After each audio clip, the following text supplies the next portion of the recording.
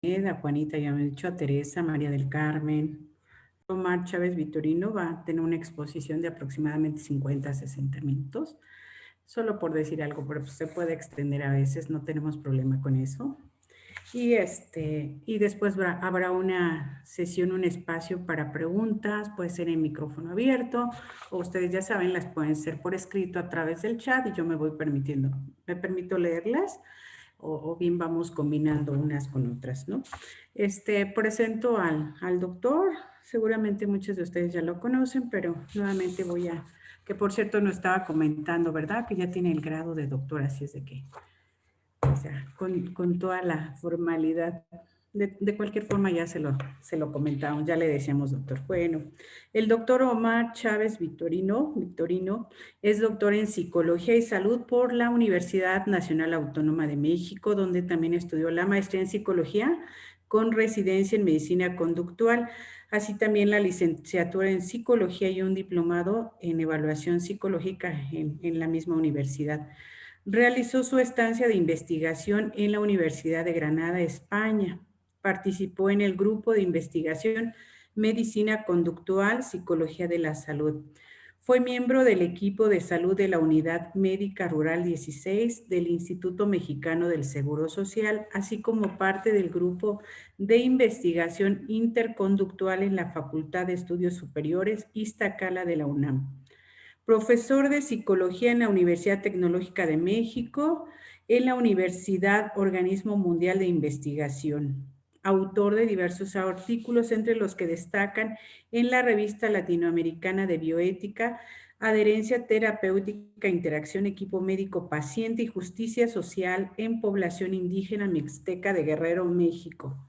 Otro artículo, el reconocimiento del Sistema Indígena de Salud, implicaciones de la cobertura de salud gubernamental en México. Otro, análisis funcional del equipo médico en población indígena de México, el caso de una unidad médica rural, y en la revista electrónica de Psicología Iztacala, los siguientes artículos: efectos de una intervención psicológica sobre la adhesión terapéutica en pacientes con insuficiencia renal en espera del trasplante renal. Otro es el servicio médico como un proceso educativo de enseñanza-aprendizaje, la relación entre síntomas y sistemas médicos en el área de la salud, implicaciones en el comportamiento de los pacientes. Participó como profesor adjunto en Psicología Experimental Teórica en la Facultad de Estudios Superiores Iztacala de la UNAM. También participó como profesor facilitador de Psicología en el Colegio de Ciencias y Humanidades de la UNAM. También se desempeñó como psicólogo de salud residente de Medicina Conductual en Alcer, Granada, Hospital Virgen de las Nieves, así como psicólogo residente de Medicina Conductual del área de trasplante y oncología del Hospital Juárez de México y psicólogo clínico en el Sistema para el Desarrollo Integral de la Familia. Actualmente es docente de la planta de la Universidad de Monterrey y UDEM en el área de psicología clínica y psicólogo clínico en la clínica Psicología Bienestando, psicoterapeuta, así también psicoterapeuta con más de 10 años de experiencia, con enfoque cognitivo-conductual en adultos y, por supuesto, docente de nuestra institución de AMAPSI. Los dejo con ustedes el uso de la palabra al doctor Omar. Hola, buenas ¿Nos noches. hacen favor de cerrar sus micrófonos? Mario Escalona Sánchez, dejaste el micrófono abierto para que no vaya a suceder nada chistoso. Exacto, ya. Buenas noches a todas y a todos los que nos acompañan. Gracias por estar aquí. Pues es un gusto volver a estar presente en estas charlas de AMAPSI de los lunes, que ya son tradición, ¿no? Ya empezaron por ahí de marzo, creo, y ya son los lunes de charlas en AMAPSI. Ahorita, porfa, si pueden no compartir sus datos, les voy a decir por qué, porque yo les voy a preguntar ciertas cosas durante la presentación y se puede confundir. Entonces, igual si escuchan a mis perritos ladrar, pues son parte de del día a día, ¿no? De hacer esto desde casa, pero pues aquí están conmigo atrás y luego empiezan a pelearse y todo. Una pregunta, me gustaría que pusieran en el chat de todas ustedes que están conectadas y todos, pero me voy a referir en femenino porque es mayoría, ¿a qué se dedican de profesión? Para saber en general cómo es el auditorio y saber cómo enfocar la plática.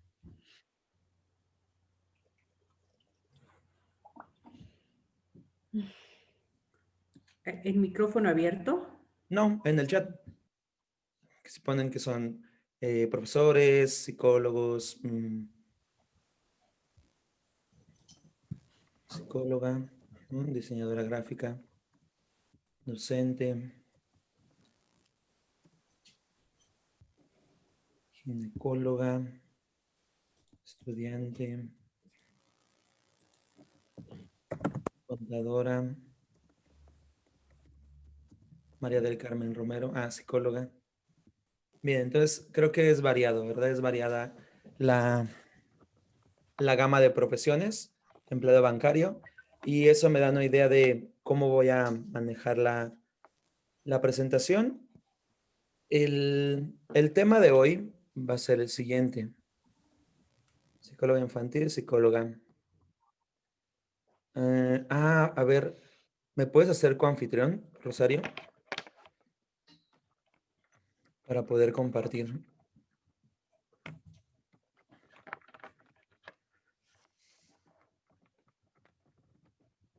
Nutrióloga. Se enfoca mucho con esta parte de nutrición. Perfecto. El tema de hoy se llama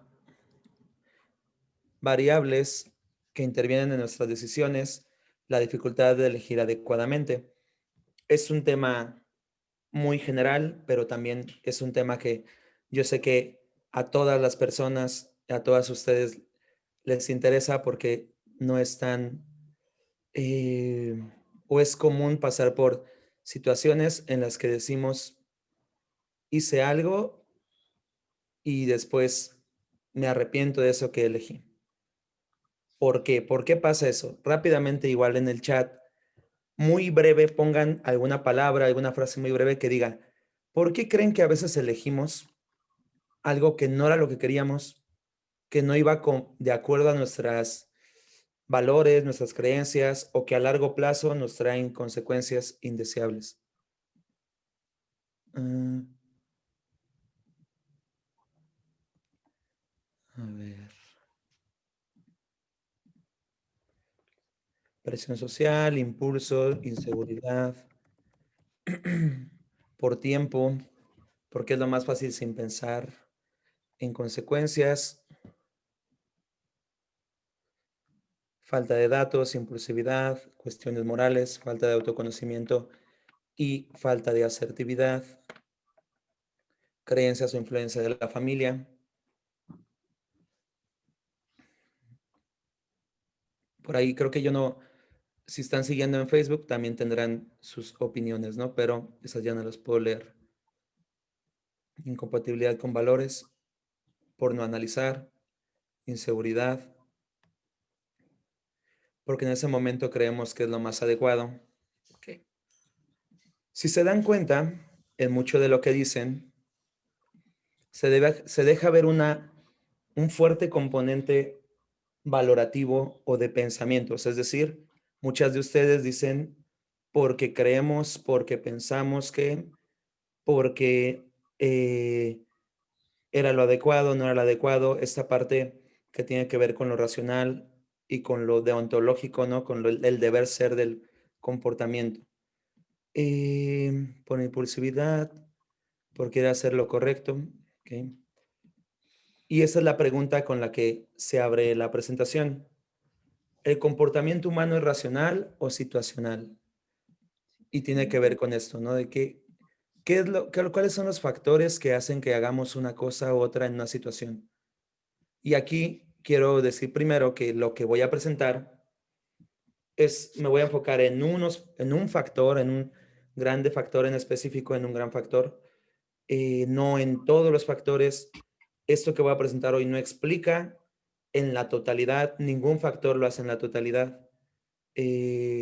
pero sí se ha demostrado que es muy importante a la hora de cómo decidimos y sobre todo que va en contra de lo que pensaríamos de antemano.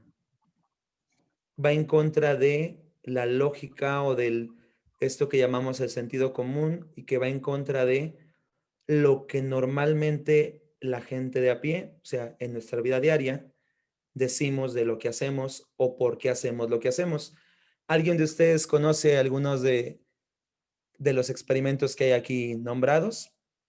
Algunos ya son muy tradicionales, otros no tanto, pero hablan de muestras de cómo se encuentran datos opuestos a lo que normalmente decimos de por qué hacemos lo que hacemos y que hay mucho más variables muy diversas y que normalmente tienen mucho más fuerza que lo que pensamos o una reflexión. Es decir, que a la hora de comportarnos en estas decisiones, sobre todo en el ámbito social, en el mundo social, no tenemos un análisis previo. Generalmente tenemos a pensar que nuestro comportamiento es el constante resultado de análisis, de pensamientos que se van presentando de tal manera que llegan a una conclusión. Eso es el cómo deberíamos de comportarnos, pero lo que nos demuestran muchos comportamientos es que no se dan de esa manera o no siempre, o que en la mayoría de los casos no es así, ¿vale? ¿Alguien de ustedes conoce este famoso experimento? Pongan en el chat. O sea, necesito leer, porque como no veo sus caras cuando estoy con la presentación, necesito leer en el chat. Si no, a ver.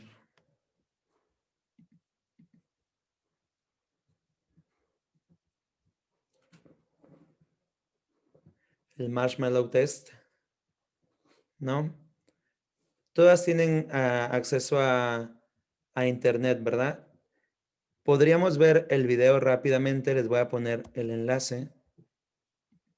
Permítanme. Se los voy a poner aquí en el chat. Dura unos breves minutos. Véanlo y en cuanto lo terminemos de ver, cuando lo terminen, comenta en el chat nuevamente que ya lo terminaron y seguimos.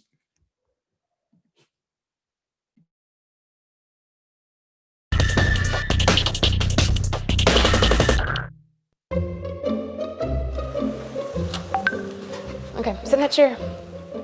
All right, here's the deal. Marshmallow for you. You can either wait, and I'll give you another one if you wait, or you can eat it now. When I come back, I'll give you another one, so then you'll have two. But stay in here and stay in the chair till I come back, okay? All right.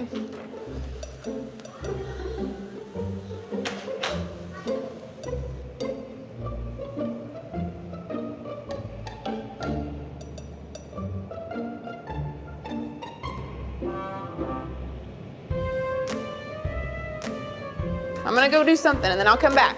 It smells yummy.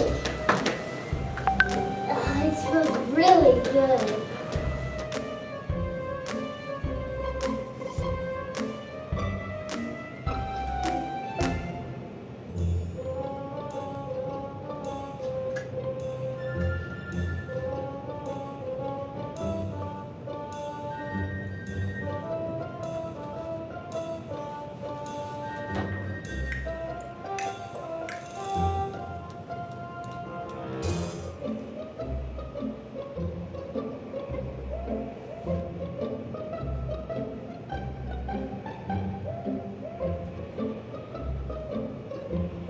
All right, so it's up to you. You can have it now or you can wait. Okay?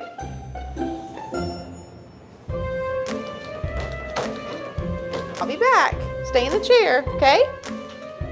Okay.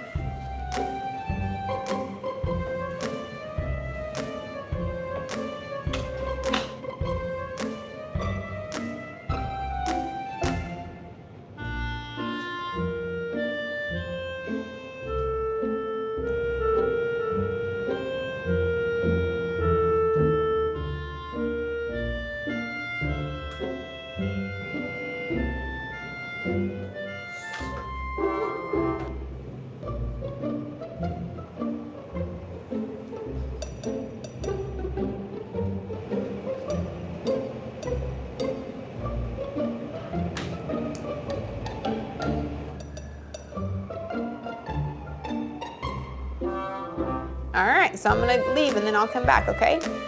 So you can either eat it right now or you can wait. Either way, okay? Okay.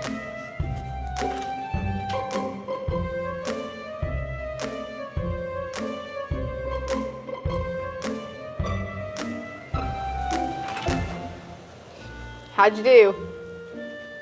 Did you do good? You did? Yeah. You wanted to eat it, didn't you? Yeah. So did I tell you to give you another one? Okay, now you can have both.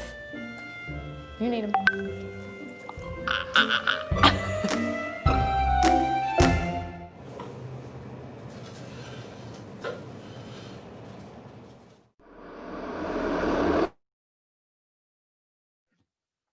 Listo.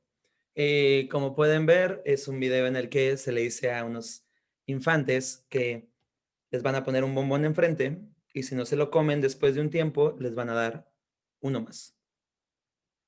Y la mayoría de esos infantes se lo come o está batallando con la tentación de comérselo.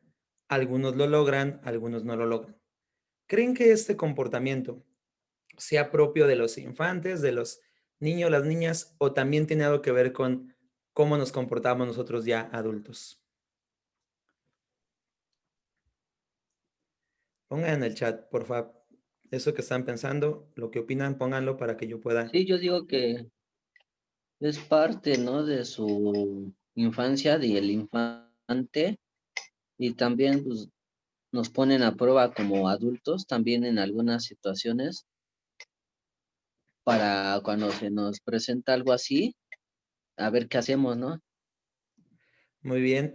De hecho, de esto va a tratar el día de hoy. ¿Se parece a lo que hacemos como adultos? ¿No se parece? Nosotros ya somos, tenemos más control o qué pasa. Y para eso hay que hablar de los aspectos genéricos que están presentes en ese tipo de situaciones, las que vemos en el video.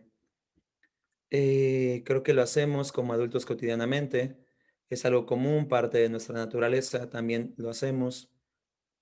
En algunas situaciones los adultos actuamos de manera similar. Si se parece. Que estoy leyendo lo que van poniendo. Y el día de hoy nos vamos a enfocar en un elemento. Les decía, solo es un factor, pero es un factor que se ha encontrado que es muy importante, tiene mucho peso, cuando estamos ante dos situaciones incompatibles entre sí y que tenemos que elegir una de esas situaciones y que después nos puede llevar a un camino o a otro. ¿Qué es una consecuencia? Son los resultados de nuestras acciones, lo que resulta de lo que hacemos, ¿vale? En general podemos llamarlo así, y hay diferentes tipos de consecuencias. Hay consecuencias económicas, consecuencias emocionales, de salud de enfermedad, biológicas, de sensación, interpersonales, como discutir con pareja, pelearse con amigos, de éxito, ¿no? El conseguir algún objetivo, algún logro que nos habíamos propuesto. Y en términos generales, se puede decir que hay positivas o negativas, ¿no? Las positivas son aquellas que buscamos otra vez y nos acercamos a ellas, que queremos que sucedan. Y las negativas son las que no queremos que vuelvan a suceder o nos alejamos de ellas, ¿vale? Esa sería una manera primera de clasificar las consecuencias de nuestros actos en lo positivo y lo negativo. Creo que hasta aquí no hay mayor problema, no se ve mayor dificultad tampoco. Todos sabemos identificar, todas sabemos identificar cuando es una consecuencia que no queríamos o alguna que sí queríamos en la vida. También hay algunas individuales y hay otras sociales. Individuales son las que nos afectan solo a nosotros y las sociales son las que afectan a otros también. Sigo leyendo, voy leyendo a veces lo que ponen en el chat, por eso me tarda un poco.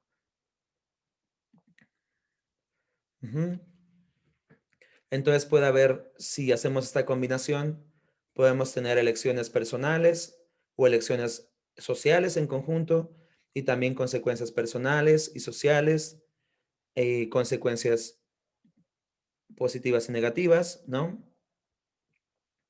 Y lo normal sería Viéndolo así, así de sencillo como se los pongo, lo normal sería que siempre eligiéramos aquello que nos da una consecuencia positiva y nos alejáramos de aquello que nos da un resultado negativo. Al acercarnos a lo que queremos que pase, cómo nos queremos sentir, lo que queremos conseguir y alejarnos de aquello que no. Por ahí no se les olvida apagar sus micrófonos para que no escuchemos algo que no está planeado escuchar, ¿vale? Y entonces, ¿por qué a veces elegimos aquello que es negativo o nos perjudica? Queremos morir, somos tontos, no nos fijamos, nos gusta sufrir. ¿Cuál es la razón? ¿No? Vuelve a hacer la pregunta. Por ahí ya leí algunas de las cuestiones que ustedes dicen. Si van teniendo como ciertas opiniones que quieran expresar, pueden ir poniéndolas en el chat también conforme va avanzando la plática. Yo las voy incorporando a la presentación. Lo normal sería, y aquí viene un primer acercamiento a qué pasa, ¿no? ¿Cuál es la respuesta a esto? Repito, lo que voy a presentar es solo un elemento en la totalidad de elementos que hay en todo el comportamiento humano. Pero lo normal sería que cuando elegimos algo, cuando decidimos hacer una cosa en vez de otra, cuando decidimos ir a un lado en vez de otro, cuando decidimos estar con una persona y no con otra, las decisiones que tomáramos se mantuvieran con sus consecuencias a lo largo del tiempo. Es decir, que si yo elijo hoy algo, la consecuencia positiva se va a mantener durante todo el tiempo, todo lo que viene después de que yo elegí eso. O que la decisión que tomé hoy se va a mantener negativa a lo largo de todo el tiempo. Todo lo que elegí hoy siempre va a dar resultados negativos a continuación o consecuencias positivas a continuación. Esas serían situaciones muy simples con consecuencias que no se cambian, que siempre son positivas o negativas a lo largo del tiempo. ¿Creen que la mayoría de las situaciones que elegimos son así? ¿O cómo son muchas de las situaciones que elegimos? ¿Qué pasa con las consecuencias de las situaciones que normalmente nos enfrentamos en la vida diaria? Variables. A ver, Pati Hurtado, ¿a qué te refieres con variables? ¿Cómo es que varían?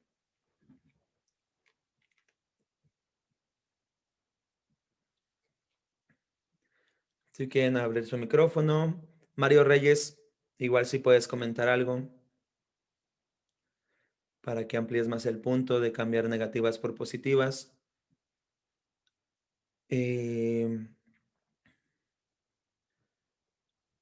Que Xochitl Madrigal, cambiantes de acuerdo a las circunstancias.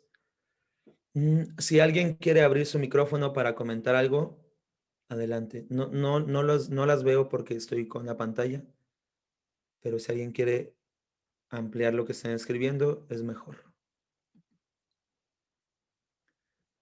¿No? ¿Nadie? Ok. La mayoría de las situaciones en las cuales nos encontramos, dice Raquel, no necesariamente si al principio la consideramos una decisión negativa, se mantengan los efectos negativos. Tiene que ver con eso. Son variables, son cambiantes. ¿En qué sentido? La mayoría de las decisiones que elegimos en las situaciones de la vida cotidiana, al principio tienen una consecuencia y después tienen una consecuencia diferente.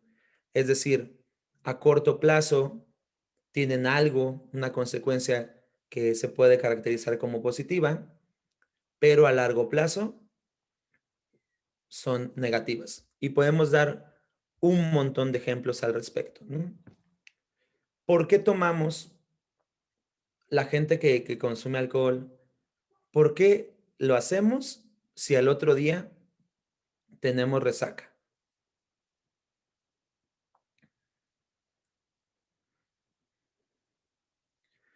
Cuando nos preguntan, ok,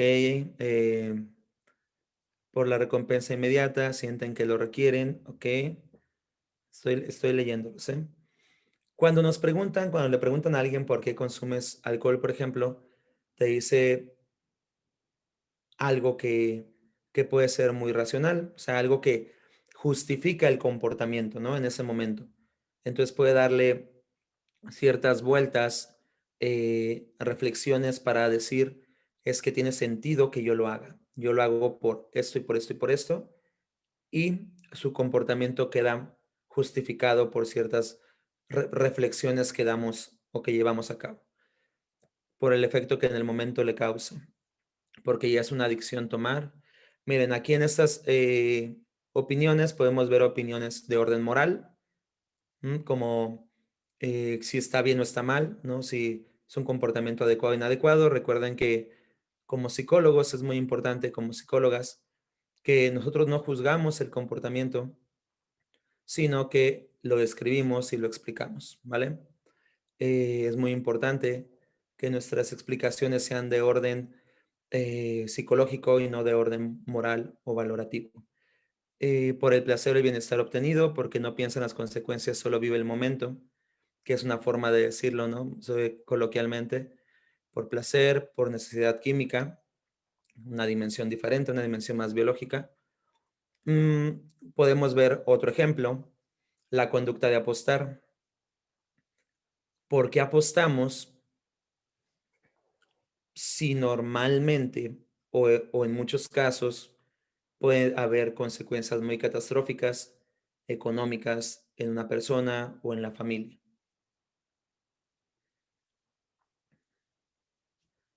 Igual podemos ver esto de al principio lo que sucede, a mediano plazo lo que pasa y a largo plazo problemas económicos. Marixa Contreras, ¿te gustaría comentar más sobre lo que dices en el chat para que conozcamos más sobre el punto? ¿O a alguien le gustaría comentarlo? ¿No? Solamente en el chat. Bueno. Conducta de comprar por crédito. ¿Cuántas personas, cuántos de ustedes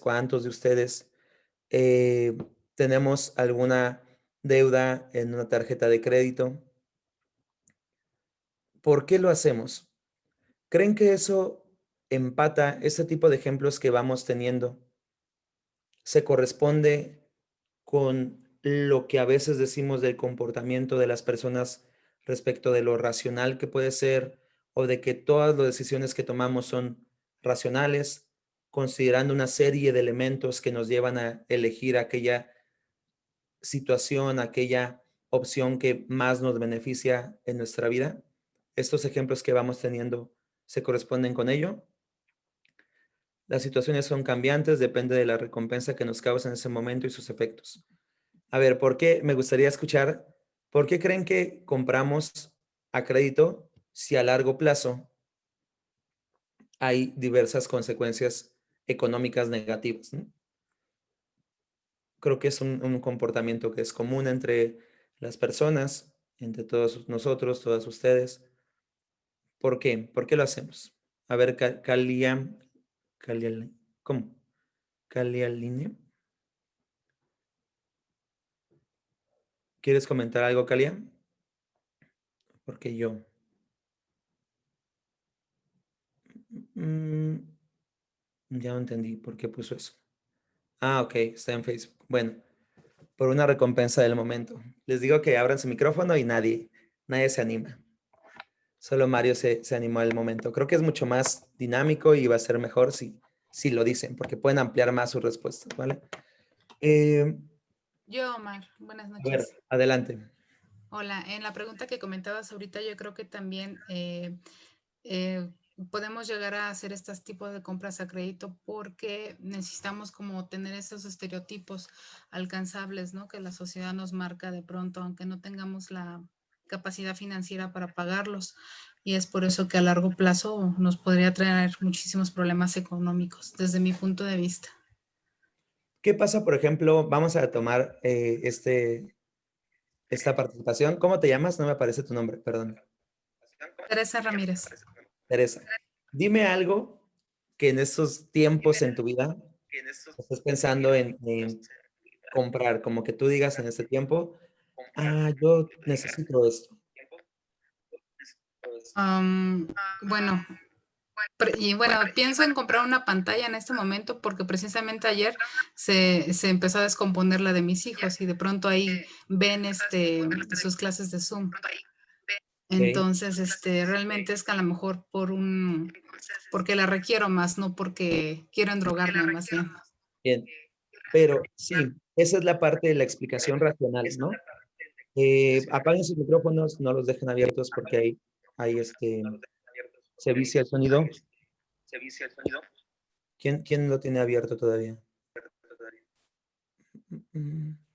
A ver, por favor, si me pueden ayudar con esta parte, fijar quién tiene el micrófono abierto. Bien. Esa es la explicación racional, lo que tú dices. Compro porque lo necesito. Ya pensé mucho en lo que voy a decidir. Realmente lo analicé y estoy tomando la decisión. Pero en los estudios nos arroja lo contrario. ¿Por qué todos damos una explicación o tendemos a dar una explicación muy racional de nuestro comportamiento? Y los estudios, estos y entre otros, nos dicen lo contrario. ¿Será que eligen a participantes que no tienen nada que ver con nosotros? ¿O será que estamos acostumbrados a dar una explicación racional de lo que hacemos, pero que eso no se corresponde con lo que hacemos en las situaciones reales? ¿Qué opinan de eso? Miren, hay un estudio, ¿alguien conoce el estudio de la obediencia a la autoridad de Milgram? Tiene que ver con toda esta cuestión que hubo en los campos de concentración en la Segunda Guerra Mundial.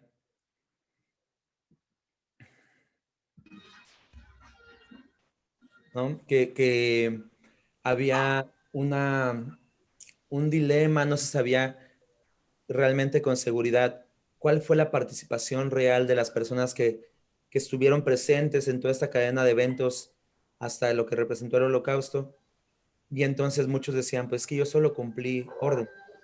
Y otros decían, es que no, tú tienes una decisión propia y entonces podías haber dicho que no. Había muchos debates. Xochitl, es correcto, es el justificar o racionalizar lo que hacemos nos permite sentirnos bien y creer que es correcto. ¿Okay?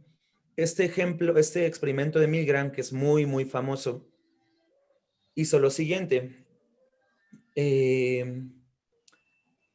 Hizo una serie de experimentos en el cual invitaban a los participantes a tomar parte de un estudio sobre el aprendizaje y la memoria.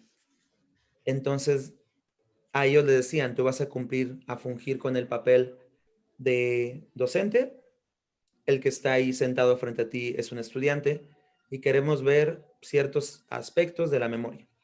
Cada que tú le preguntes algo al estudiante y responda mal, le vas a dar un choque eléctrico. Pero cada que responda mal, el siguiente choque, o sea, en cada respuesta negativa vas a ir aumentando la descarga. ¿Vale? Y entonces es muy importante que cumplas con el protocolo porque nos va a permitir identificar qué pasa con la memoria. El que simulaba ser estudiante no era real, estaba entrenado, no recibía choques, pero el participante no lo sabía.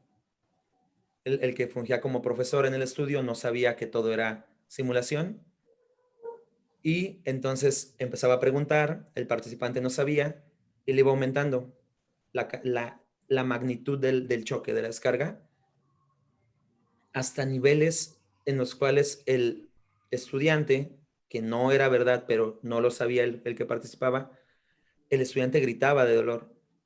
¿Qué creen que se encontró en ese estudio? ¿Qué creen que se encontró en ese estudio y en otros posteriores que han sido réplicas o variaciones? Se llevó esto de una modificación a un programa en vivo en televisión en Francia. ¿Qué creen que se encontró? Racionalmente diríamos, pues no lo hizo, porque sabemos que eso está mal. ¿Qué creen que se encontró en el estudio y en los estudios posteriores? Dice Fernando Guerrero. Ah, ok. Lo que dice Mapsi lo copias de Facebook, ¿verdad? Y lo pegas aquí para que lo pueda leer. Ya entendí.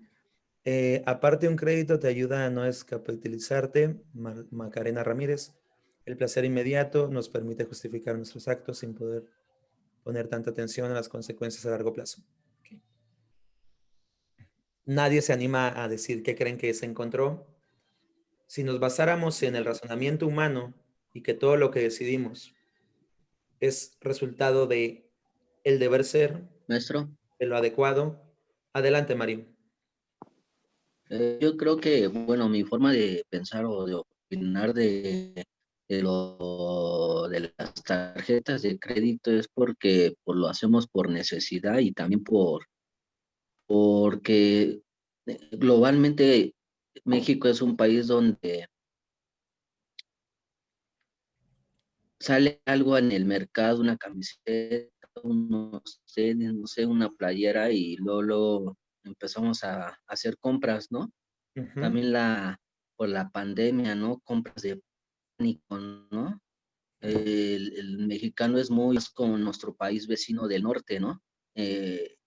Y es más como emocionalmente como que tiene esa ansiedad o el miedo de pasa cualquier cosa y luego a comprar, a comprar, a comprar. Ok. Esa es Pregunta, bueno, ajá. mi forma de ver. Pregunta, Mario. ¿Crees que solo eso pasa en México o que realmente eso se puede explicar de otra manera? Es decir, ¿crees que sea porque el mexicano es así o realmente es porque las estrategias de marketing, todo lo que se estudia, funciona y no solo funciona para el mexicano? ¿Tú crees que en ninguna otra parte del mundo la población tuvo una reacción similar a la que hubo en México? Y eso también a veces decimos, es que el mexicano ante la pandemia, pero pues muchos países están igual.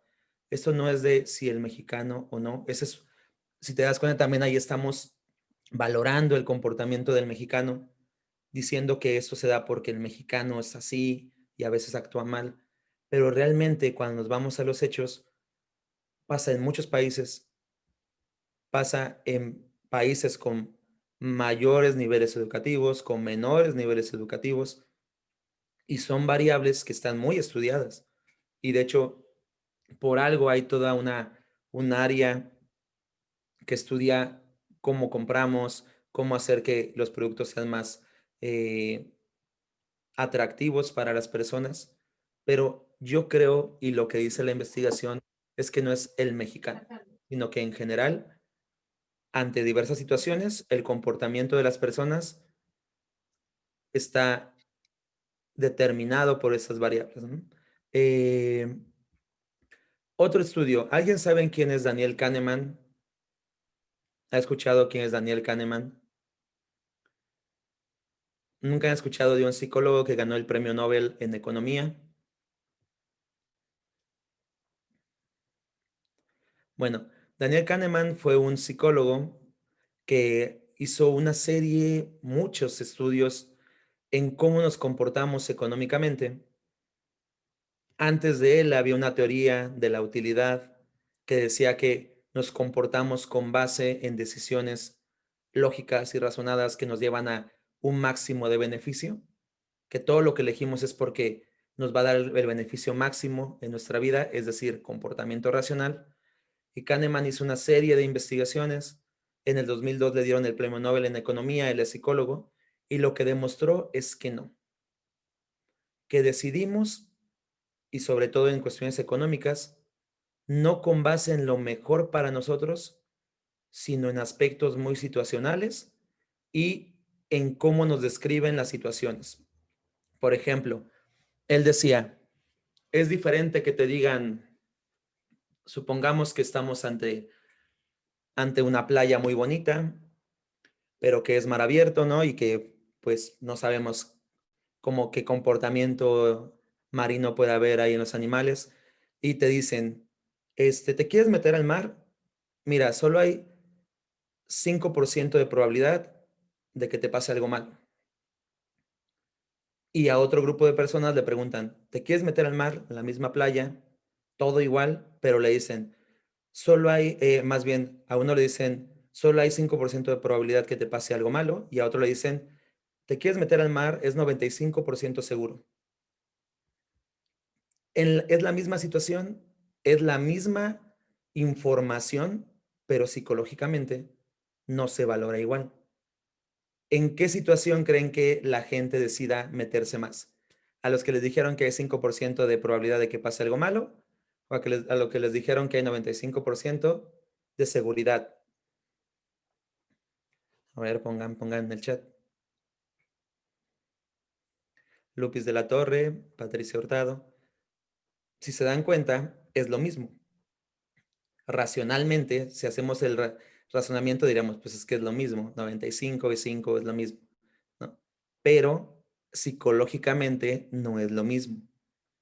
Solamente, y esto lo podemos trasladar a las compras. Y esto lo podemos trasladar a los negocios, cuando nos ofrecen un producto. Y eso está muy estudiado. Pero otra vez choca con lo que creemos respecto de cómo nos debiéramos comportar buscando la mejor vida para nosotros, ¿vale? Si pueden revisar los estudios de Daniel Kahneman, hay mucha información al respecto. Por otra parte, también hay una visión general donde dicen, pues es que hay humanos o personas buenas, personas malas, y el bueno siempre se va a comportar de manera bondadosa y el malo siempre se va a comportar de manera con maldad, ¿no? Y entonces hay muchos estudios. En la UNAM hay un psicólogo que se llama Carlos Santoyo Velasco, que hace mucho investigación sobre dilemas sociales. Y lo que identifican es que no, que hay variables situacionales también que hace que una persona decida colaborar, ser cooperativo, ayudar a otro o no hacerlo. Es decir, las personas no son buenas o son malas. Se comportan situacionalmente, dependiendo cómo se da cada momento, ¿vale? No hay algo interno en nosotros que haga que siempre nos comportemos de la misma manera. Suena raro, suena como en contra de la lógica, pero lo que se encuentra en sus estudios sociales de cómo decidimos comportarnos de una manera o de otra, es eso.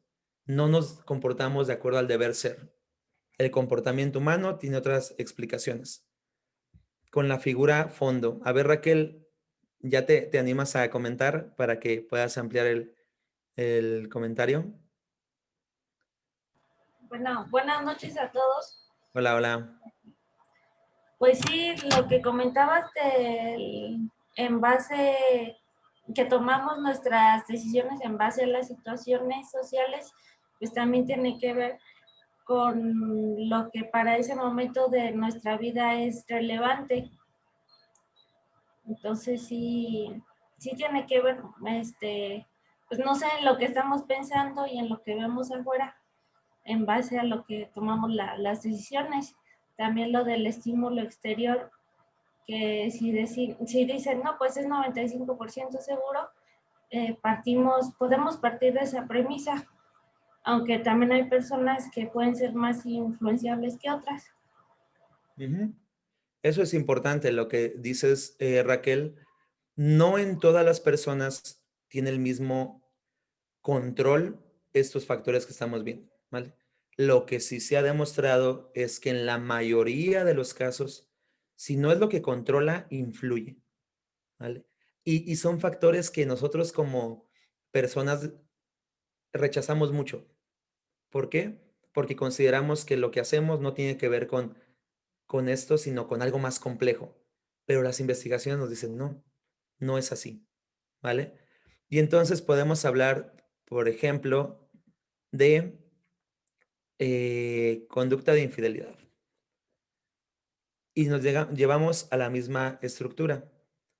Además, en todas estas situaciones también entra algo que tiene que ver con la probabilidad de que un comportamiento te lleve a una consecuencia específica. Es decir, todas las personas que consumen alcohol desarrollan algún daño renal o hepático. Todas las personas que fuman desarrollan alguna enfermedad como el cáncer. Todas las personas que tienen una conducta de infidelidad tiene una consecuencia negativa. Todas las personas que apuestan les va mal. No necesariamente. Esto es de probabilidad. O sea, imaginen el siguiente caso. ¿Qué pasaría si te fumas un cigarro, sí o sí desarrollas cáncer? ¿Creen que el comportamiento de los humanos cambiaría? ¿Qué cambiaría si en vez de probablemente fuera, hay una relación causal entre un factor y otro? ¿Creen que cambiaría en algo o no cambiaría? Si cambiaría. A ver, Xochitl Madrigal, ¿andas por aquí? Jessica, Yesenia Herrera. A ver, adelante, Yesenia. Pues yo digo que no cambia, porque de hecho, a pesar de que se ha venido anunciando o se hace el comercial, la gente sigue consumiendo el tabaco, o sea, no hay ningún impacto, de manera que se concientice que el fumar puede provocar cáncer. Bueno, pero eso es diferente, Yesenia, porque lo que es cierto, y de hecho, en un congreso en psicología, un psicólogo de la salud de la Universidad de Guadalajara presentaba datos de cómo cuando empezaron a usar esas imágenes en los cigarros, ¿qué creen que pasó? Aumentó el consumo de tabaco de esas marcas. ¿Por qué? Porque al ver las imágenes, algo pasaba en nosotros que podíamos presentar ansiedad o nos poníamos un poco nerviosos al ver las imágenes. ¿Y qué hace la gente que fuma cuando se pone nerviosa? Fuma más. Es decir, pues que esa es la dificultad de que haya rupturas entre los que generan el conocimiento y los que toman decisiones gubernamentales, ¿no? En el país. No hay una comunicación. Generalmente no llegas a esos lugares por el generar conocimiento y entonces esta acción que otra vez con base en el razonamiento humano diríamos, si estoy viendo lo que me va a pasar en una imagen, voy a dejar de hacerlo porque yo soy humano razonable. Pues no, lo que se observó es que el consumo subió. ¿Por qué? Porque el fumador cuando está ansioso fuma. Pero en el ejemplo, en la pregunta Yesenia, era, ¿qué pasaría si cada que alguien fuma un cigarro desarrollara cáncer? Que fuera una relación 1 a 1. ¿Cambiaría en algo el comportamiento de la gente que fuma o no? No por la imagen en las cajetillas. Y sí cambiaría porque sería una relación causal. No todos, pero sí cambiaría mucho más.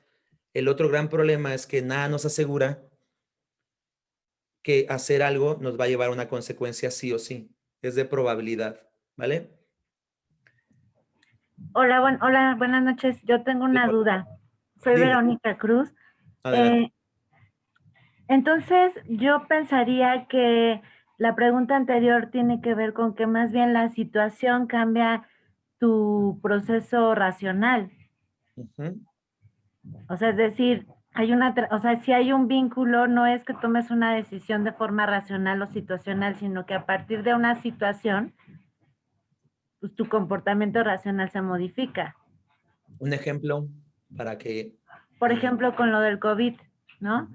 O sea, estamos aprendiendo a actuar, ¿no? A nuestros hábitos, cambiar nuestros hábitos de higiene, porque precisamente se dio una situación que transformó la economía, la salud a nivel mundial, pues, y entonces empiezas a hacer cambios, a tener decisiones que modifican tu forma de vida. Entonces, por eso yo creo que no es que son cosas separadas, me parece que la situación modifica tu parte racional. Ujú. La situación modifica lo que pensamos, ¿no? Y lo que se ha encontrado en la investigación es que no siempre hacemos lo que decimos que vamos a hacer. Hay una gran línea de investigación que se llama la correspondencia decir-hacer. ¿Y qué crees que se ha encontrado ahí? que ¿tú qué crees que se ha encontrado? ¿Que hay una alta correspondencia entre lo que la gente dice que va a hacer y lo que hace? ¿O lo que piensa respecto a una situación y lo que hace o no? ¿Tú qué piensas al respecto? Que no. No, o sea, se encuentra que no hay una correspondencia elevada entre el decir y el hacer. ¿Por qué crees que no?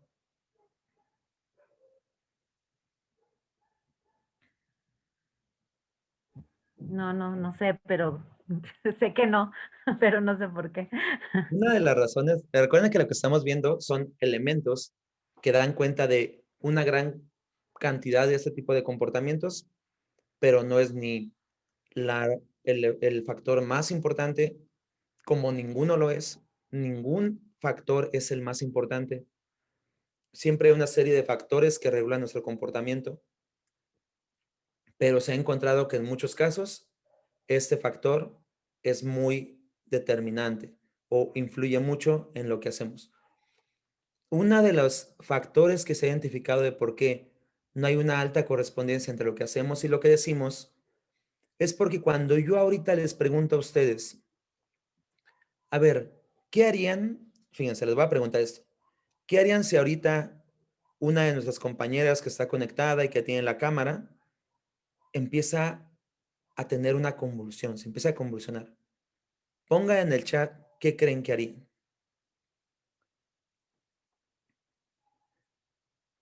Igual si pueden compartir lo que mencionan. Me angustiaría.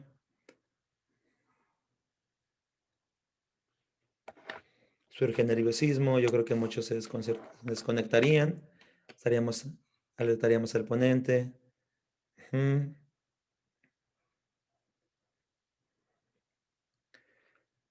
Solicitar ayuda para ella. No sabría qué hacer. Me pondría nerviosa. De hecho, Rosy Suárez es una manera de explicarlo. Sí, no está peleado eso que tú mencionas de las disonancias. Es otra manera de llamarle a esto. Tiene que ver una con la otra. Llamaría a emergencias, hablaría a un doctor, buscaría la forma de ayudarle. Algunos pudieran pensar que se pudieran contagiar. Surge cierto desequilibrio. Intentar buscar una solución, mandar ayuda para ella. Ahora, la pregunta siguiente. ¿Creen que si sucede realmente, imaginan que no les hubiéramos avisado? Los experimentos no se pueden hacer porque generan una reacción emocional que es injustificada, ¿no? O sea, pero imagínense que no les avisáramos a ustedes y hubiera alguien como un modelo, un actor y que actuara que está convulsionándose. ¿Creen que las reacciones de nosotros realmente se parecerían a lo que pusimos aquí? Sí, no, ¿por qué? O al menos de todas ustedes, o algunas sí, algunas no. Yesenia Herrera. Bueno, pues podría ser que sí se pudiese angustiar si en nuestro caso sabemos que, si no sabemos que se trata de una actuación. Si supiéramos que se trata de una actuación, pues obviamente reaccionaríamos lo más normal. Sí, eso definitivamente, por eso no deben de anunciar. Estoy leyendo, Omar, ¿quieres comentar esto que mencionas? Porfa, es importante, es interesante.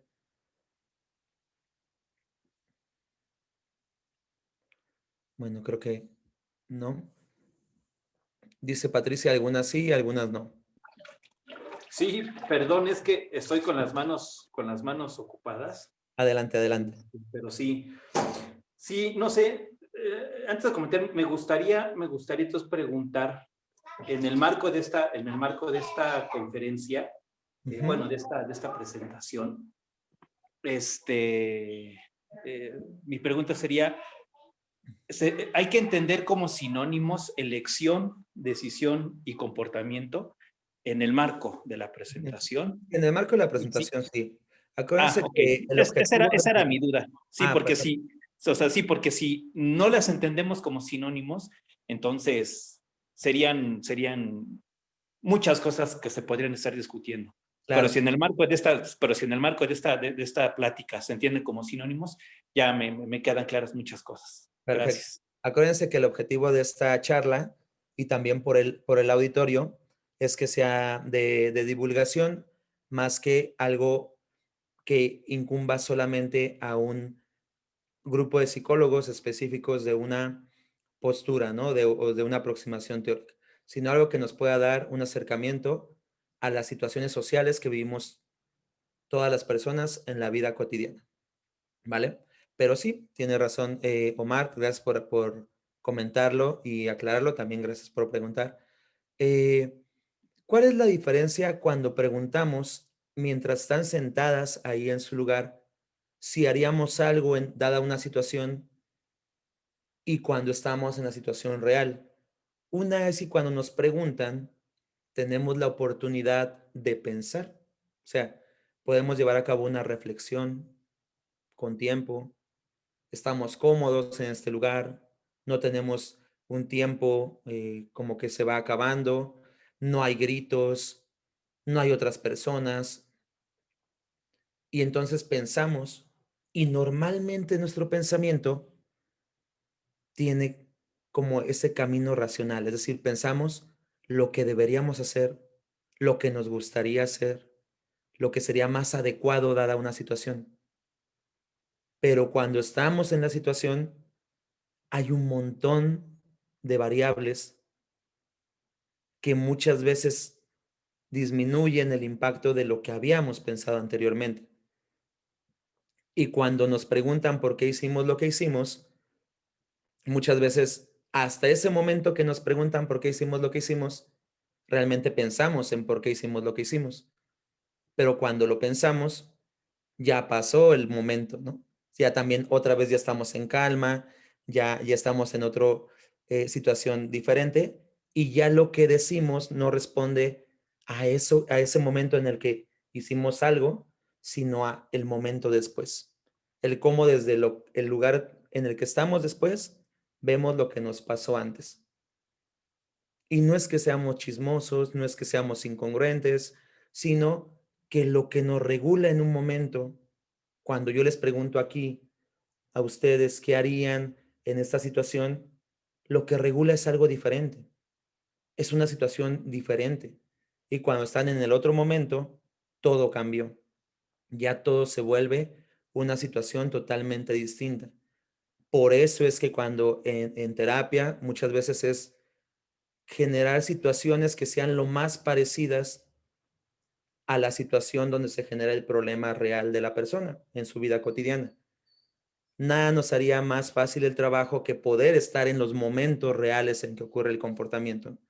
Pero como no se puede hacer simulaciones, ensayos de situaciones lo más parecido a la situación real y considerar la mayor cantidad de elementos que ocurren en esa situación. En el consultorio también todo está controlado. No hay ruido, todo está muy en orden, nada más hay 2 personas. Y lo que hagamos ahí es muy difícil a veces trasladarlo al otro ámbito porque cambia todo totalmente. Dice Yolanda Campos, así es, la posibilidad de buscar la mejor alternativa.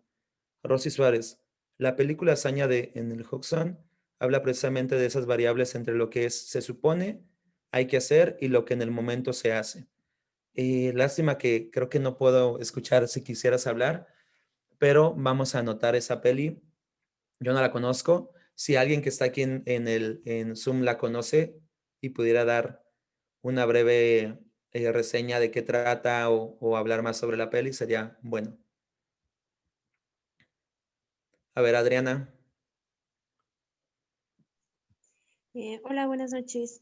Hola, Bueno, hola. la película relata sobre un piloto y su copiloto que van justamente de un viaje por el Hudson, pero se avería una de sus alas o de sus motores, no recuerdo muy bien, pero tiene la posibilidad o lo que el reglamento dice de regresar nuevamente al lugar de donde salió.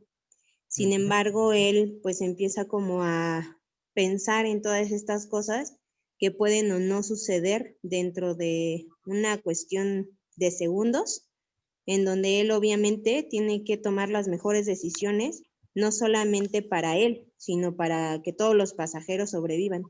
Entonces, lo que él hace es un aterrizaje en un lago, un río de ahí de Estados Unidos, y pues afortunadamente sobreviven todos los pasajeros, ¿no? Pero él se enfrenta a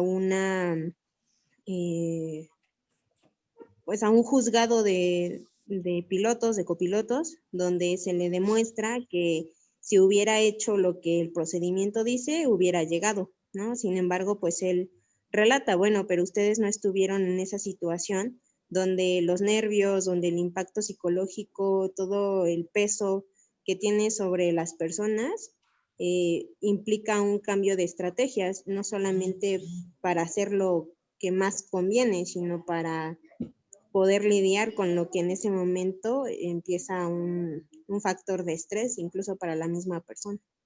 De hecho, y fíjense, y ellos tienen entrenamientos muy reales, ¿no? Los pilotos tienen que cumplir con simulaciones muy específicas, horas de vuelo, y aún así, cuando pasa, hay variables distintas. No todos, no siempre, pero sí en muchos casos. Y en el ámbito de la salud, podemos hablar de un montón de casos en los cuales las personas que lo ven desde fuera dicen cosas como, ¿por qué lo haces si sabes que te hace daño? ¿Qué no razonas? ¿Qué no piensas?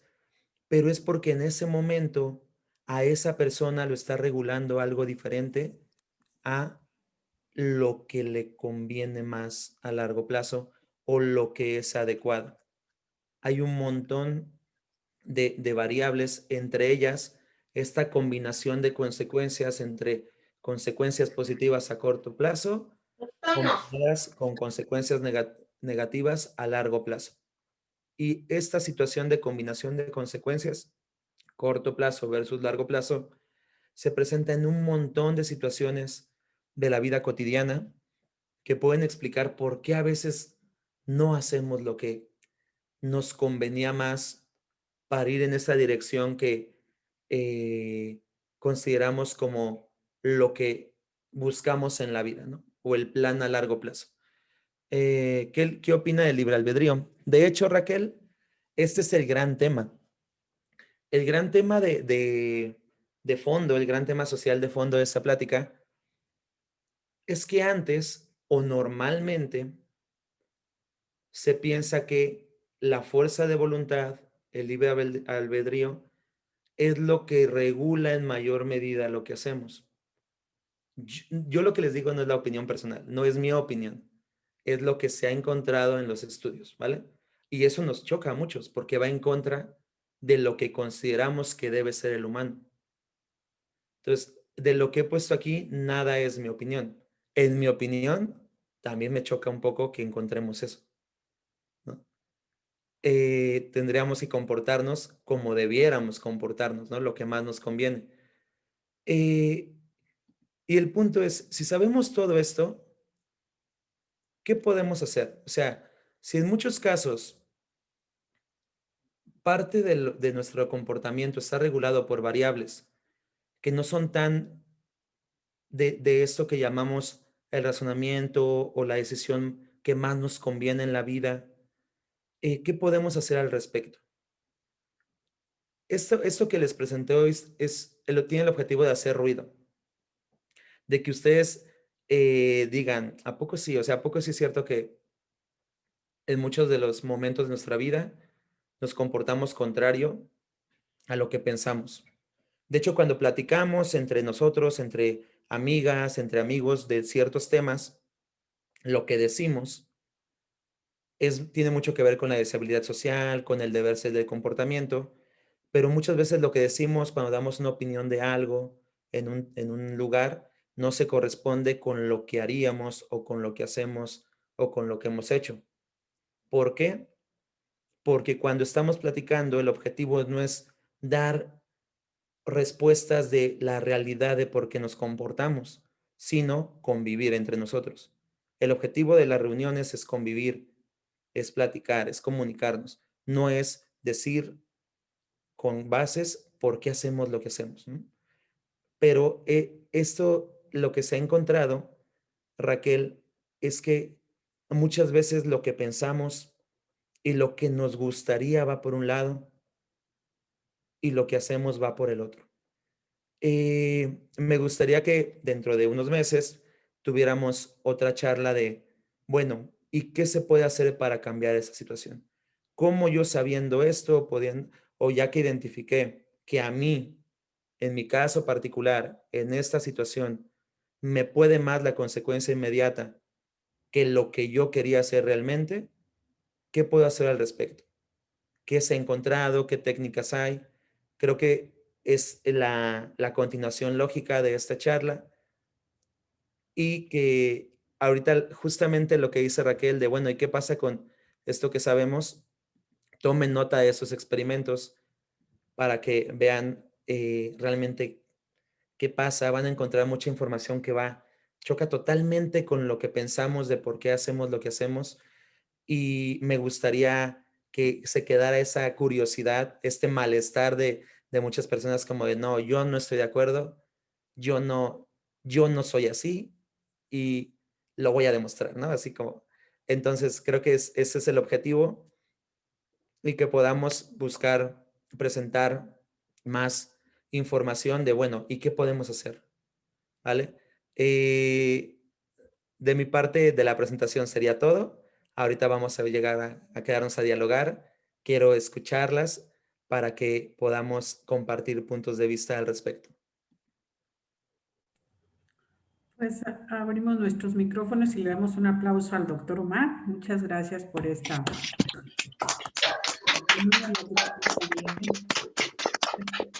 Gracias. Seguramente hay algunas preguntas que quisieran hacer, ya sea por chat o en micrófono abierto. Bueno, que prefería micrófono abierto, ¿verdad, doctor? Sí. Sería mucho más activo. Entonces, ¿quién quiere participar? ¿Quién tiene alguna duda, alguna pregunta, comentario, planteamiento, reflexión que quiera hacer? Adelante. Griselda.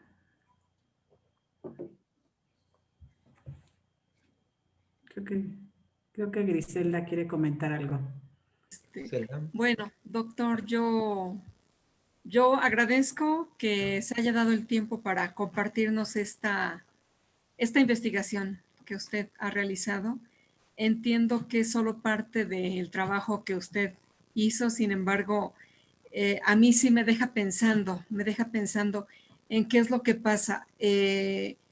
Yo, por ejemplo, me deja pensando en por qué actúo como actúo. A veces hago lo que quiero hacer y a veces quisiera hacer lo que a mí me gustaría, pero no puedo porque tengo que cumplir con cierto compromiso o ciertos comportamientos que a lo mejor aquí en casa no se permiten, o que con las personas con quienes yo convivo igual no es ni bien visto ni se permite. Entonces yo me quedo así como que, o sea, ¿qué pasa? Pero sí, entonces es cuestión de que yo misma me pregunte qué pasa, que a veces sí me comporto como yo quiero comportarme y a veces no me puedo comportar como yo quiero comportarme. Y de hecho, gracias Griselda por comentarlo. Algo importante es esto que tú mencionas. No es que siempre, en todas las situaciones de nuestra vida, nos regulen las consecuencias inmediatas positivas, ¿no? Pero en algunos momentos sí lo hacen, y son más de los que pensamos. En otros momentos nos puede regular, por ejemplo, esto que tú dices, Griselda, de la deseabilidad social, ¿no? O sea, lo que se espera en una situación social, cada situación tiene un criterio establecido de cómo debes de comportarte. Por ejemplo, aquí tienen que tener los micrófonos apagados, tienen que pedir la palabra para hablar. Si van a una iglesia, hay comportamiento esperado. En todas las situaciones hay comportamiento esperado. En algunas situaciones nos regula más esa deshabilidad social, en otras nos regula más lo que pensamos, en otras nos regulan más lo emocional, en algunas otras y algunas personas sí pueden realmente ajustar su comportamiento a un plan a largo plazo. O sea, eso también ocurre, pero el punto es, ¿por qué en aquellas personas, y que creo que en todas nosotras, en algún momento de nuestra vida, hay momentos que decimos, ¿por qué hice esto si yo no quería? ¿Por qué no puedo hacer lo que quiero? ¿Por qué si ya sé que si hago esto voy a reprobar, sigo procrastinando, ¿no? O sea, ya tengo identificado, ¿por qué no puedo cambiarlo? Y entonces ahí algo que sí es importante es que el autoconocimiento, la observación de uno mismo es uno de los elementos que se ha visto que es lo primero que hay que hacer. Aprender a observarnos y a registrar lo que hacemos, porque de esa manera nos vamos a dar cuenta de cómo ocurre y no cómo yo creo que ocurre. A veces decimos, nos preguntan, oye, ¿y tú te enojas? Pues más o menos. Y cuando lo registro digo, o sea, sí, pues me enojo más que menos, ¿no? Pero no lo puedo ver hasta que lo registro, porque nuestra visión no siempre se corresponde con lo que va pasando. Lo que yo considero mucho no es mucho para otros, lo que yo considero poco no es poco para otros. Por eso el registro y la observación propia del comportamiento sí es uno de los elementos que se ha demostrado que es importante desarrollar como personas para identificar a nosotros en un momento dado qué es lo que está regulando lo que hacemos. No siempre es el mismo factor, no es en todos los lugares, ¿no? Entonces, creo que eso sí es un elemento eh, básico y como una precurrente para poder lograr un cambio. Voy a darme a la tarea de leer lo que dice aquí.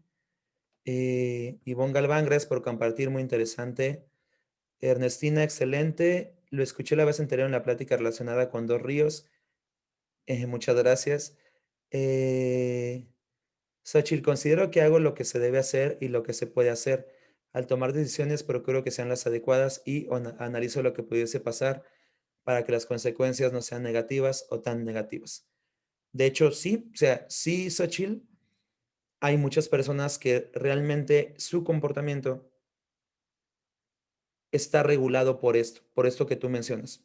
No está, recuerda, no es que siempre pase así, no es que en todas las personas pase así, no es que todos seamos o de una forma o de otra, sino es identificar aquellas situaciones en las que para mí, en particular, me está ocurriendo esto. Quiero hacer algo, pero no lo logro.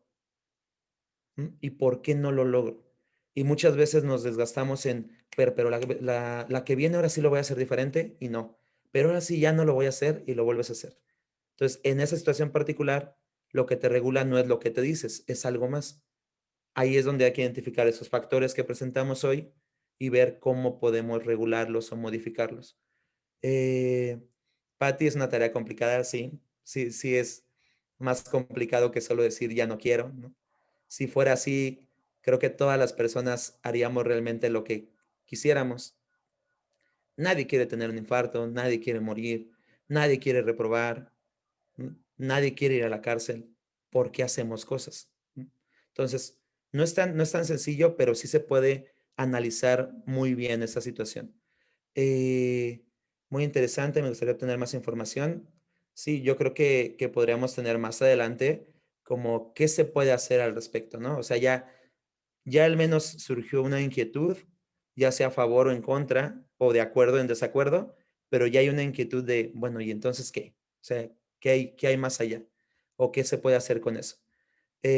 Bloqueos emocionales, los patrones sociales existentes son los que en algún momento nos detiene a hacer lo que quisiéramos, que creo que son otros nombres para hablar de algunas cuestiones que hemos dicho hoy. Recuerden que a veces por las diferencias conceptuales y de corrientes psicológicas tenemos nombres diferentes, pero a veces como que se puede hacer una similitud entre a qué nos referimos, ¿no? Pero a veces por las corrientes vamos a llamarlos de otra manera o vamos a tener otros nombres, otros conceptos, pero pareciera que a veces sí podemos identificar si hay similitudes entre a qué nos estamos refiriendo. Es por eso que los expertos en neuromarketing se dedican al estudio de la mente, ¿sí? Yo tenía una compañera que se dedicaba a esta parte de psicología del consumidor. Y, por ejemplo, lo que hacía era poner comerciales a las personas y evaluar su reacción fisiológica y sus emociones ante el comercial. Es decir, los comerciales que nos ponen están totalmente estudiados del efecto que va a tener sobre nosotros al verlo. Que cuando vemos la botella con sus gotitas ahí como de frescura, vamos a salivar un poquito, ¿no? Que cuando vemos el comercial de comida se nos va a antojar. Eso está estudiado. Todo eso está con bases, con datos duros. El registro se refiere a que nosotros hagamos ya sea, antes hacía en hojas, ¿no? Ahora es mucho en el celular. Hagamos una tabla y pongamos en qué momentos yo hago algo, en qué momentos, por ejemplo, ponemos fecha, ponemos el día, la hora, el lugar en el que me encuentro, la situación que se presentó, qué hice, qué pensé, qué sentí y qué consecuencias tuve sobre eso. Depende de la situación, o sea, del objetivo, del problema de cada caso específico, pero esto nos da una posibilidad de ir registrando lo que hacemos y después verlo desde lejos. Cuando nos separamos y tomamos perspectiva con datos duros y no con lo que creemos, mucha gente dice, ¿por qué no bajo de peso si yo me alimento bien? Bueno, ¿a qué le llamamos alimentarse bien? Vamos a hacer el registro durante una semana. No cambies nada, solamente registra cómo te alimentas, ¿no? ¿Qué comes, qué tomas durante una semana? Y después lo traemos y lo analizamos. Y lo que pasa es que muchas veces decimos, no era tan bien como yo pensaba.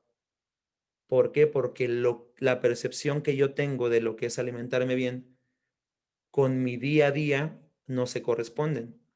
Porque yo no tengo un entrenamiento en ser capaz de identificar todo lo que hago todo el tiempo.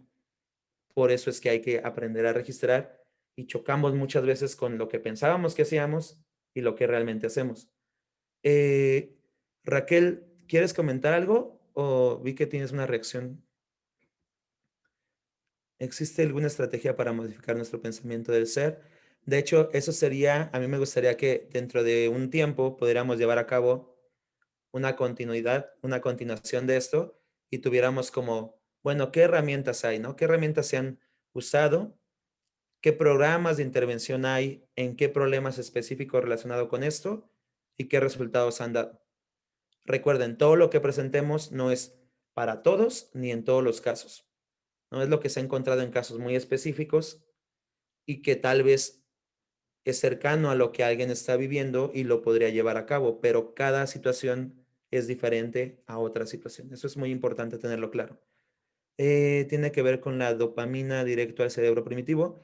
Por ejemplo, Verónica ya incorpora también elementos biológicos que igual interfieren en nuestro comportamiento. En algunos casos tienen más fuerza que en otros casos, pero siempre hay un elemento biológico que también está regulando esta parte. Por ahí también hay una discusión entre si podemos explicar lo que hacemos cerebralmente o si la actividad cerebral solo es una consecuencia de cómo nos comportamos. Es un dilema súper grande y que tal vez no se va a acabar. Lo que sí podemos decir es que hay una relación entre lo biológico, lo social y lo psicológico. Que siempre que hagamos algo, desde que nacemos hasta que termine nuestra vida, siempre va a estar lo biológico. ¿Por qué? Porque somos seres biológicos. Nuestro cuerpo es biológico.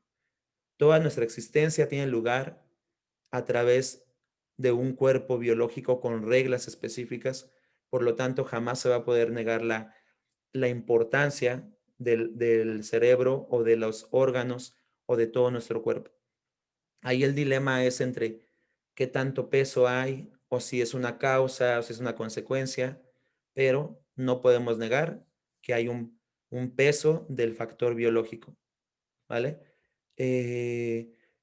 Podemos, por ejemplo, creo que Rosario, o sea, por lo que dicen de los registros, podríamos compartir algunos registros que se ocupan, ¿no? Después, o sea, qué tipo de Sí, claro registros que sí. hay cuando alguien va a consulta, ¿a qué nos referimos con los registros? Tal vez alguien que nunca ha tenido estos registros no se imagina realmente cómo son ya en su estructura formal. Entonces podríamos después publicar algunos ejemplos para que quede más claro cómo es. Con los diálogos internos. Verónica, ¿puedes comentar? ¿Puedes abrir tu micrófono? Vero, ¿no te animas, Vero? Aquí estoy. A ver, Vero. Hola, buenas noches. Buenas noches. ¿Quieres ampliar más esto de servir a trabajar con los diálogos internos? Bueno, sí, es una pregunta. O sea, si se puede trabajar en este autoconocimiento que mencionas, el poder hablar desde nuestro interior como una deshirata. Yo creo que desde que amanecemos como para empezar a cambiar estos, pues ahora sí que ya tenemos ahí esos programas ya establecidos y como empezar a poder romperlos. Eso y la visualización, ¿crees que sirva? O sea, es pregunta, sería pregunta, Omar. ¿Sabes qué es lo importante? O sea, sí podemos llegar al punto en el que alguien que le costaba tener como autorregulación lingüística, lo puede llegar a hacer, sí se puede. Lo que vemos es que muchas veces no es como pensábamos que ocurre. O sea, no es como decir, yo tengo fuerza de voluntad y lo voy a hacer, ¿no? Pero sí se puede tener una regulación lingüística, eso que tú llamas como que tengamos un diálogo con nosotros mismos que nos lleve a realmente hacer lo que queremos, sí, o sea, sí se puede. No en todos los casos se presenta de la misma manera. No hay técnicas genéricas para que funcionen siempre. En psicología siempre es en función de cada caso en específico, pero sí se puede. O sea, sí funciona. Sí hay técnicas que toman en cuenta lo que nos decimos, cómo nos los decimos, ¿no? El tono. El tono, pero el punto es que no es lo más... ¿Sabes cuál es el punto importante? Es que a veces creemos también por toda la formación social, por la lógica social y por esta, como enaltecer la parte cognitiva racional, que lo que nos decimos es lo único que importa. No es que no importe, pero se juega con otras muchas variables que están presentes siempre a nuestro alrededor. Y entonces cuando nos damos cuenta que a nosotros, en una situación específica, hacemos más por otras cosas como la consecuencia inmediata, como la deshabilidad social, como la influencia de grupo, a que aquello que yo creo que debo hacer, entonces ahí hay que identificarlo y hay que llevar a cabo otras técnicas, ¿vale? Pero sí se puede lograr. Ok, muchas gracias. Gracias a ti, Verónica. No sé si alguien más tenga duda. Yo, ¿cómo se podría trabajar del lado psicología humanista? No sé. Es una corriente que no manejo y de hecho es de las que no conozco nada. Sería una irresponsabilidad querer dar una opinión respecto del humanista porque no lo conozco. También sería una falta de respeto decir que desde el humanismo lo ven de una manera o de otra porque desconozco. Más bien, si alguien aquí tiene formación en esa área que nos pueda compartir algo al respecto, creo que sería interesante. Pero, Yesenia, la respuesta así directa es no sé cómo se explicaría desde el humanismo. Ok, muchas gracias. Vale.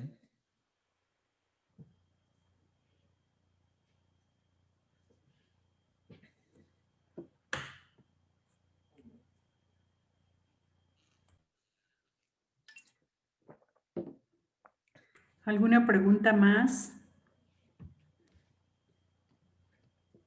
Sí, les gustaría que tuviéramos esta segunda parte de la charla en la cual habláramos de, bueno, ¿y qué podemos hacer, no? Creo que sería interesante. Creo que también muchas de las preguntas que tenemos y que nos estamos escribiendo podrían resolverse en esa siguiente parte. ¿Alguna estrategia para que la vayan practicando y tal vez ese día ya vengan con alguna idea, doctor. Pues, ¿sabes a mí qué se me ocurre? Ujú. Que para la otra sesión les compartimos alguna estrategia, o sea, conforme se vayan registrando, sería compartirles algún material y que ya para la sesión lo hayamos podido leer y sobre eso vamos desarrollando. Muy bien. Sí, Sería bueno, de sería buena, acuerdo. buena estrategia.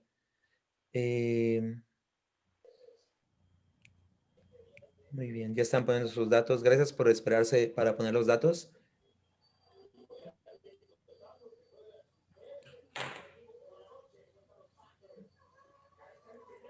Dice Ernestina que excelente idea. Y yo creo que así también nos registraríamos con tiempo Ujú. y ya podríamos conocer ciertos formatos cuando nos conectemos y ver qué técnicas hay De acuerdo. en este tema. Claro que sí. Pues, ¿alguna otra pregunta más? ¿Algún comentario? Muchas gracias. Excelente información. Quiero Qué comentar bonita. algo. Adelante, adelante. Adelante. Soy Silvia Villanueva Hola, Silvia. y hablando de lo del registro, hay registros que se manejan y, por ejemplo, se van manejando cada semana para mejorar o de alguna forma que se mejore su conducta. ¿Cómo se va manejando este registro precisamente? Ya sé que se les va dando como una ranita, sobre todo con los niños. Entonces, si el lunes se portó bien, si el lunes respetó a sus compañeros, se pone la ranita y la ranita va brincando. El día que él tenga un comportamiento, pues la ranita no brinca. Entonces, eso bueno, yo lo he manejado con los niños y me ha funcionado. Por ejemplo,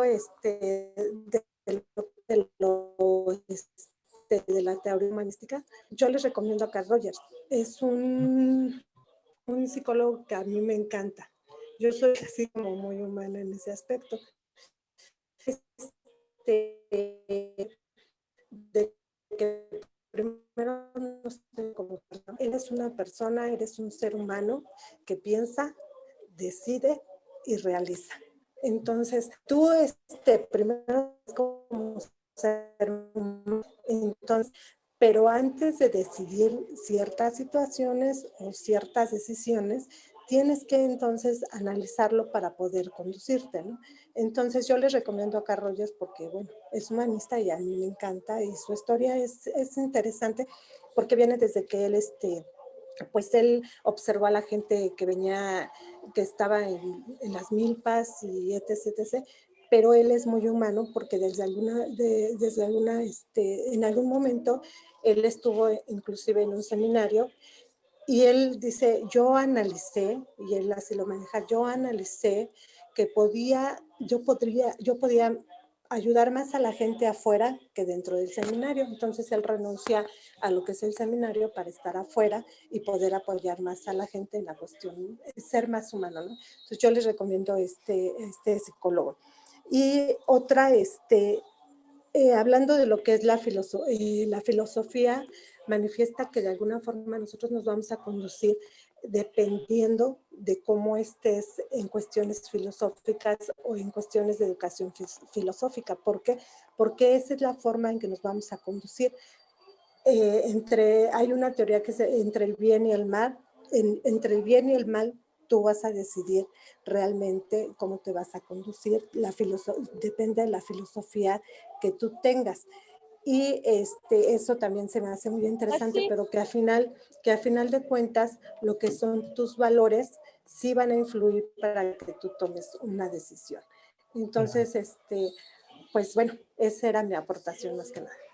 Muchas gracias. Sí, de hecho, el punto es, bueno, ¿cómo llegar a que en una situación que actualmente no es así, lleguemos a tener una regulación conductual de acuerdo a nuestros valores, ¿no? Que eso es lo que a veces nos quita el sueño. ¿Cómo le hago para hacer lo que yo sé que es mejor, lo que va en correspondencia con lo que yo tengo planeado en mi vida, los valores que en mi vida son importantes? ¿Cómo le hago cuando me doy cuenta que en ese momento no es así?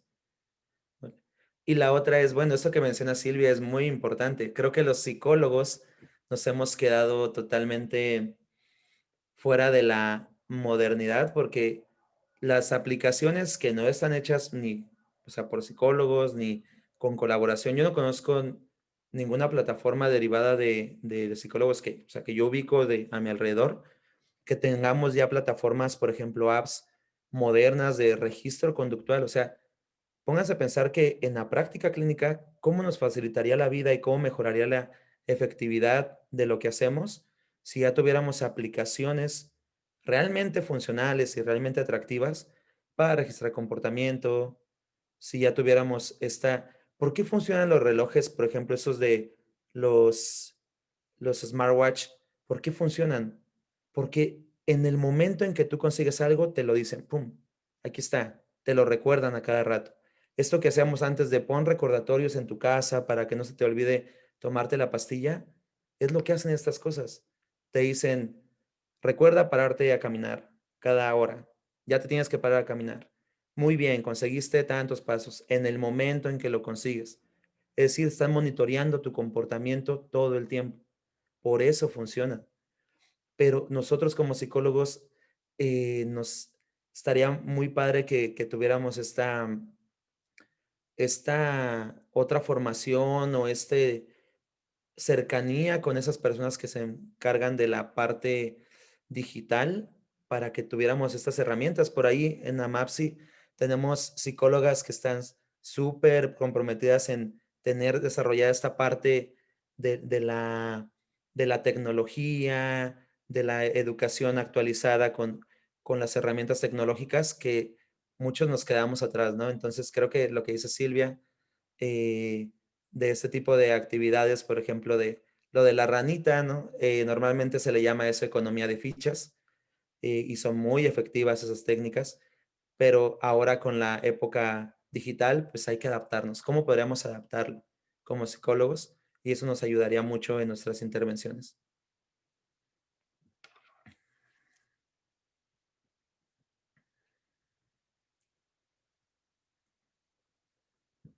Creo que ya no hay más preguntas.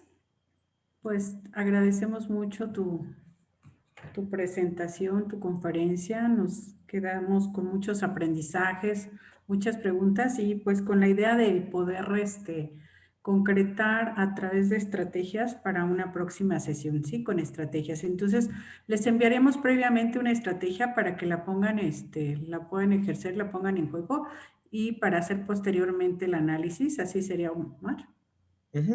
Sí, ya cuando identificamos muy bien como, a ver, ¿qué podemos hacer para la siguiente conferencia relacionado con este tema, pero ya la parte aplicada, ¿no? O sea, ¿qué se ha visto que sirve? Identificamos material que pueden llevar a cabo. Por ejemplo, podemos mandar registros que registren un área de su vida en la cual no están totalmente satisfechos con cómo se comportan, que les gustaría cambiar algo y que lo registren. Y ya con base en esos registros podemos trabajar en la siguiente reunión. Sería muy interesante. Muy bien. Podría ser a inicios del año, en enero, más o menos a mediados de enero. Ya ves que en este año también hay un factor ahí de disposicional de cambio, que en el inicio de año todos queremos cambiar algo. Entonces es un buen momento, ¿no? Para querer bajar de peso de todo lo que comíamos en diciembre. Muy bien. Sí, creo que es un muy buen tiempo para hacerlo. Bueno, Reina Victorino dice, felicidades, doctor Omar, excelente presentación. Juanita Juárez dice que está muy bien la idea. Lupis de la Torre, felicidades al ponente, muy interesante temática. Y bueno, pues más todas las felicitaciones y las personas que tuvimos también por Facebook. Pues agradecemos a todos su atención. Muchas gracias por estar en esta interesante conferencia. Y bueno, nuevamente Mario Escalón, excelente profesor. Antonio Bellido, muchas gracias. Patricia Hurtado, mil gracias. Y vamos a poner la sesión, perdón, la temática, la conferencia de la próxima semana. Si nos hace favor, doctor. Trastorno del espectro autista, la importancia de realizar un diagnóstico adecuado. Y va a estar con nosotros la maestra Carmen Virginia Miranda López. Los esperamos la próxima semana y muchas gracias por su asistencia. Muchas gracias a todas. Gracias por otra vez la invitación, Rosario, y excelente noche de lunes. No, muchas gracias a ti.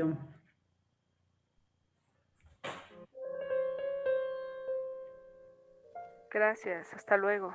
Hasta luego, buenas noches. Buenas noches.